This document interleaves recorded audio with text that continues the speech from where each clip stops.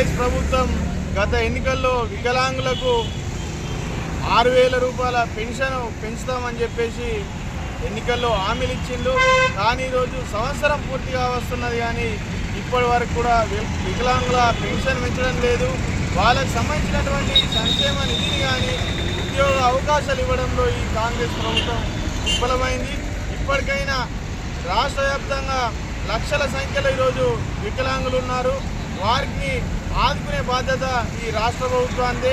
ఈరోజు వాళ్ళకు ఉద్యోగాలు కల్పించాల్సిన బాధ్యత రాష్ట్ర ప్రభుత్వం పైన ఉన్నాయి. అదేవిధంగా అనేక సంక్షేమ పథకాలు కూడా ఈరోజు అందించాల్సిన అవసరం ఈరోజు ప్రభుత్వం పైన ఉన్నది. డబల్ బెడ్రూమ్ కానీ, మిగతా లోన్స్ కానీ, ప్రభుత్వ ఉద్యోగాలు కానీ ఈరోజు కల్పించాల్సిన బాధ్యత, వారి బతుకు భరోసా ఈరోజు ప్రభుత్వాలు కల్పించాలి. ఆ దిశగా వికలాంగుల కోసం ఆలోచించాలని చెప్పేసి ఈరోజు రిలే నిరాహార దీక్షలకు పీడిఎస్ జిల్లా కమిటీ ఈరోజు సంపూర్ణ మద్దతు తెలియజేస్తుంది.